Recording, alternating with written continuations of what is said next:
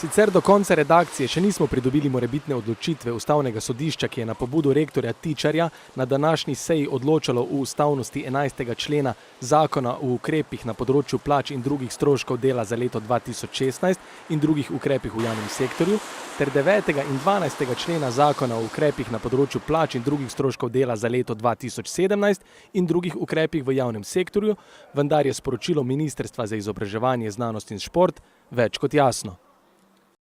31.12.2017 bo prenehala veljati pogodba o zaposlitvi vsem javnim uslužbencem, ki imajo sklenjen dogovor o nadaljevanju oziroma podaljšanje dogovora o nadaljevanju delovnega razmerja do tega datuma v skladu z 12. členom ZUPPJS 17. V letu 2018 bo prenehala veljati pogodba o zaposlitvi tistim javnim uslužbencem, ki so oziroma bodo izpolnili pogoje za prenehanje pogodbe o zaposlitvi v letu 2017 v skladu z določbo 9. člena ZUPPJS 17.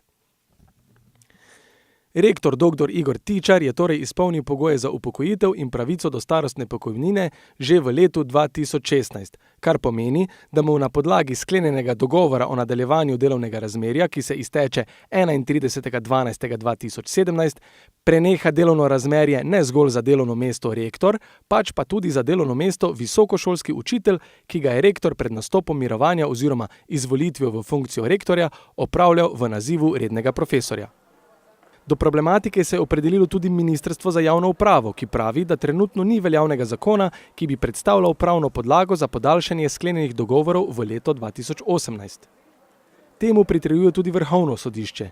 Če tem trditvam pritrdi še Ustavno sodišče, bo univerza v naslednjih 6 mesecih, kolikor lahko trajajo volitve Tičarjevega naslednika, brez vodstva.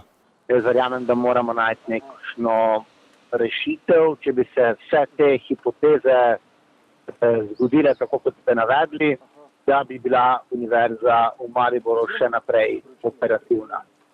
Sicer se v zgodovini univerze v Mariboru že zgodila predčasna zamenjava rektorja, vendar je bila takrat zgodba nekoliko drugačna. Takratni rektor dr. Ludvik Toplak je bil izbran za veleposlanika v Vatikanu in tako predčasno zaključil rektorski mandat. Določene rešitve, ena izmed možnih rešitev je tudi ta, Ne bom namigoval, da je to ta rešitev, ki jo bomo mi sprejeli, vendar seveda mehanizmi so, kajti življenje se tako marsikaj zgodi ljudem, ki so na pozicijah in institucije morajo funkcionirati naprej. In v tej luči bomo mi sledili in iskali rešitev. Za vršilca dolžnosti je takrat določil dr. Željka Kneza, čemur je takrat pravna fakulteta nasprotovala, saj statut univerze ne predvideva takšnih pooblastil rektorju. Pravno mnenje je takrat pripravil dr. Šime Ivanko, ki je predlagal, da univerzo začasno vodi kolektivni organ, sestavljen iz vseh prorektorjev in predsednika upravnega odbora univerze. Popolnoma jasno pa je, da univerza brez rektorja nima pooblaščene osebe, ki bi podpisovala in tako omogočila veljavnost diplom študentov. Situacija je torej še posebej neugodna za študente. Ja, na študentski organizaciji Univerze v Mariboru smo mnenja, da je ne glede na vse nedopustno, da s 1.1. nimamo podpisnika oziroma da študenti nimamo podpisnika, da nimamo podpisnika diplom. Zdaj istočasno verjamemo, da bodo na ravnali odgovorno, ker vseeno gre za ogromno institucijo, gre za izjemno pomembno institucijo v Mariboru, ki mora biti dovolj velika, da bo zagotovila, da se problem reši in da, kot pravim, ne bomo ostali brez podpisnika, ker je po naše to popolnoma nedopustno. Zdaj, na študentski organizaciji verjamemo, da do tega ne bi prišlo, da ne bo prišlo, zato pozivamo univerzo k razumnosti in smotrnosti, ker, kot pravim, ne moremo si privoščiti, da na taki univerzi pa radi rečemo, da je najboljša v Sloveniji, da nimamo podpisnika in da imamo še en problem več, še eno afero več, ki ni vezana na izobraževanje, kar bi mogla biti glavna zadeva, in da namesto, da izboljšujemo programe, se ukvarjamo konstantno z aferami. Tudi statut Univerze v Mariboru v svojem 299. členu nedvoumno govori o tem, da rektorju in prorektorjem preneha funkcija, če odstopijo, če so izgubili naziv ali jim je prenehalo delovno razmerje na univerzi, ali če je prorektor iz vrst študentov izgubil status študenta. Statut predvideva tudi, da senat univerze odloča o delovnem razmerju rektorja univerze, Pogodbo o zaposlitvi rektorja podpiše član senata, ki ga pooblasti senat univerze.